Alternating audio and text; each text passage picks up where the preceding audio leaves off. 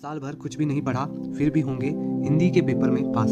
Hello friends, welcome back to my channel. I hope आप सभी बढ़िया होंगे और आपका इंग्लिश पेपर बढ़िया हुआ होगा। अब बात करते हैं अगले पेपर यानी हिंदी का पेपर जो 6 मार्च को है। लेकिन इससे पहले कमेंट में लिख दो कि भाई हिंदी को फोड़ दूंगा।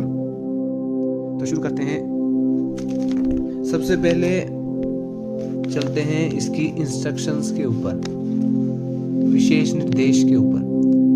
इसमें सबसे पहले लिखा है कि अपनी सीरीज को अवश्य लिखिए। अब मैं आपको एक बात बता दूं कि दिशा निर्देशों को पढ़ना क्यों आवश्यक। तो दिशा निर्देश के अनुसार अगर आप अच्छे से फॉलो करते हैं तो आपको एग्जामिनर फुल मार्क्स देगा, इसलिए दिशा निर्देश विशेष स्थान रखते हैं। तो पहले तो प्रश्न पत्र पर सीरीज अवश्य करें। प्रश्नों के उत्तर को देते समय जो प्रश्न संख्या आपके क्वेश्चन पेपर में होती है वही आपने आंसर जो शीट है उत्तर पुस्तिका में भी वही जो है लिख देनी है। अब आपने क्या करना है कि जब आप पेपर कर रहे होंगे तो बीच में आपको खाली पन्ने नहीं छोड़ने हैं, सभी प्रश्न आपको करने हैं। और हाँ, सबसे मेन बात यह है कि लिखाई सुलेख। अब आपने जो है साल भर नहीं पढ़ रखा है फिर भी आपको क्या करना है कि अच्छी लिखाई में लिखना है, ताकि जो आपका एग्जामिनर है उसको कम समय लगे आपका चेक करने में। इसकी सिंपल ट्रिक यह है कि जितना कम समय आपकी कॉपी को चेक करने को एग्जामिनर को लगेगा उतने ही आपको वो मार्क्स देगा। पर इसका मतलब ये नहीं है कि आपने कुछ भी लिख के नहीं आना, एक पेज भर दिया तो एग्जामिनर को कम टाइम लगेगा, ऐसा नहीं है। आपको अच्छे से लिखना है। तो पहले बात करते हैं बहुविकल्पिक प्रश्न की। तो आप देख सकते हैं पहला प्रश्न है इसमें से कि निम्नलिखित में से हिंदी भाषा की जो है लिपि है। तो आपको पता ही है कि हिंदी भाषा की लिपि है देवनागरी। तो आप देख सकते हैं कि ये जो है जी के टाइप के क्वेश्चन भी इसमें आ रहे हैं, आपके ग्रामर के क्वेश्चन आ रहे हैं। और निम्नलिखित में से कौन सा भाषा का उचित भेद है? भाषा का उचित भेद है आपका बोलना। कि आपको क्या क्या पढ़ना है कि आपको ग्रामर में पढ़ना है। अब आपके पास पूरा एक दिन है कल का, तो आपने क्या करना है कि आपने आराम से ग्रामर को जो है पढ़ लेना है, पर्यायवाची शब्द पढ़ लेने हैं, अर्थ पढ़ लेने हैं और जो इसके भेद भी पढ़ लेने हैं, अलग अलग जो भाषा है वगैरह है उनके पर्यायवाची शब्द आपने पढ़ लेने हैं। जैसे ये अगला क्वेश्चन है कि पहाड़ शब्द का पर्यायवाची शब्द जो है नहीं है। ख में आप देख सकते हैं कि भाषा के जो है उचित भेद जो है पूछे हुए थे। और आगे ये पूछ रहे हैं कि सर्वनाम के कितने भेद है, कि सर्वनाम के जो है कितने भेद है। पाई शब्द में प्रत्यय कौन सा है? तो आपको उपसर्ग और प्रत्यय का तो सिंपल है, यही क्लियर कर देता हूं मैं कि सर्ग है वो मूल शब्द से पहले आता है और जो प्रत्यय है मूल शब्द के बाद आता है। तो हलवाई में जो प्रत्यय है वो हो जाता है आपका आई, ऑप्शन सी। तो आपको समास भी पढ़ लेने हैं। आपको एक बात बता दूं कि जो इंग्लिश का आपका पेपर था उसमें सीरीज भले ही थी पर क्वेश्चन को जो है आगे पीछे किया गया था और उसमें जो है मोस्ट इंपोर्टेंट क्वेश्चन आए थे। जो भी सारे क्वेश्चन थे वो मोस्ट इंपोर्टेंट क्वेश्चन थे। उसमें से अगर आप मोस्ट इंपोर्टेंट क्वेश्चन को ही सिर्फ करते हैं तो उसी में से ही आपके पेपर जो है आने वाले हैं। एमसीक्यू देख सकते हैं कि सिंपल जैसे एमसीक्यू आपको आने वाले हैं, पर आपको जो मेन फोकस करना है वो पर्यायवाची पर करना है, भेद पर करना है, सर्वनाम संज्ञा क्या है उस पर करना है, समास पर करना है और आपको वर्तनी पर भी करना है। संधि विच्छेद को भी आपको जो है पढ़ लेना है। कल का पूरा दिन है, आप आराम से इसको कंप्लीट कर सकते हैं। 10-10 मिनट आप अगर हर इनको विषयों को पकड़ेंगे तो आसानी से जो है हो जाएगा आपका।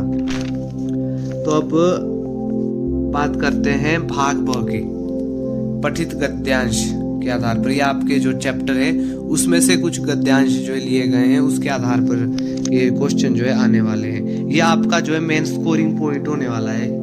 10 नंबर का आपका जो है एक ये जो है अपठित गद्यांश आएगा आपके चैप्टरों से, जो आपके पाठ होंगे उसमें से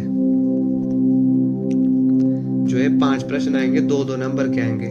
तो आपको इसमें कितनी लाइनें लिखनी है, मेन बात वो है कि आपका जो समय भी बचा रहे। समय के ऊपर आपको बहुत ज्यादा फोकस करना है। समय बचाने की आपको कोशिश करनी है, जितना जो है बचाया जाए। तो आपको इसमें सिर्फ 3-4 लाइनें लिखनी है, 3-4 लाइनों से ज़्यादा लाइनें आपको नहीं जो है लिखनी है। खुला खुला लिखना है, पर इतना खुला भी नहीं लिखना है कि एग्जामिनर को पता लग जाए कि ये पेज भरने के लिए और लाइनें भरने के लिए किया हुआ है। तो आपको ठीक ठीक से कर लेना है। तो 10 नंबर है ये। खुले मार्क्स से आपने चैप्टर की कहानी भी कुछ पहले पढ़ी हुई है, कुछ यहाँ से पढ़ लेनी है, तो आप आसानी से जो है 10 नंबर आपके यहाँ पक्के हो जाते हैं। अगला क्वेश्चन करते हैं कि निम्नलिखित पद्यांश के आधार पर पूछे गए कि नहीं 5 प्रश्न इसमें भी होंगे। इसमें भी आपको जो है 3-4 लाइनें लिख लेनी है, आसान है। आपके जो 20 नंबर तो इसमें भाग ब में आसानी से बन जाते हैं। अब आपका प्रश्न 4 है कि निम्नलिखित पूछे गए प्रश्नों में से किन्हीं 2 प्रश्नों के उत्तर अपने शब्दों में दीजिए। तो आपको इसमें से 3 प्रश्न करने हैं। ये 4 प्रश्न दिए गए हैं, इसमें से आपको 3 ही प्रश्न करने हैं और 9 नंबर है आपके। तो आपको इसमें अपने शब्दों में लिखना है। आपको जो है क्या करना है कि जो हर चैप्टर है उसका जो एक सारांश है वो आपको पढ़ लेना है। कहानी आपने साल भर पढ़ी हुई है, आपको याद होगी। आपने प्रश्न के ऊपर ज्यादा फोकस करना है, क्योंकि प्रश्न मैंने इंग्लिश का क्वेश्चन पेपर देखा तो उसमें घुमा फिरा के दिए हुए थे। 2 क्वेश्चन थे उनको कंबाइन एक क्वेश्चन में किया गया। तो आपको क्या करना है कि क्वेश्चन को समझना है, पहले सीधे आंसर नहीं लिखने लगना, पहले क्वेश्चनों को समझना है, उसके बाद आपने उसका आंसर देना जो है शुरू करना है और प्रश्न के अनुसार ही आपको आंसर देना है। रटा हुआ की कोई जरूरत नहीं है। आपको जो समझ आया, जो आपने कहानी में पढ़ा, वो ही आपको जो है लिख लेना है।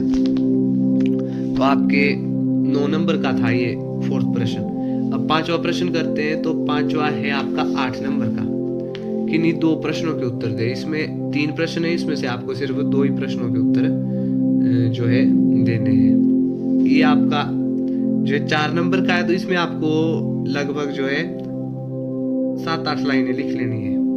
इसमें 7-8 लाइनें लिख लेनी है। जो पिछला था आपका 4th क्वेश्चन, उसमें आपको 3 नंबर का प्रश्न था, तो आपको इसमें 4-5 लाइनें जो है लिख लेनी है। अगला चलते हैं खंड ग। वार्षिक परीक्षा की तैयारी को लेकर जो है सहपाठियों की बातचीत हुई संवाद शैली। तो आपको संवाद शैली में क्या करना है कि इसका जो फॉर्मेट होता है उसके ऊपर आपको फोकस करना है, जिस फॉर्मेट में ये लिखा जाता है। संवाद लिखना आसान है। स्कोरिंग ये विषय है, 5 नंबर का ये है। संवाद ही लिखना है, आपको एक कहानी जैसी लिख देनी है। के ऑप्शन में है कि विद्यालय में मनाए गए वार्षिक पारितोषिक वितरण समारोह पर एक प्रतिवेदन प्रस्तुत कीजिए। इसका भी आपको फॉर्मेट याद रखना है कि कैसे आपने लिखना है। विद्यालय प्रबंधन समिति की वार्षिक सभा बुलाने हेतु सूचना लिखिए। तो आप इसको भी लिख सकते हैं, नोटिस भी लिख सकते हैं, रिपोर्ट भी लिख सकते हैं। जो आपको इसमें से आसानी से आता है वो आप इसको आसानी से लिख सकते हैं। स्कोरिंग है, निम्नलिखित में से एक विषय पर लिखिए।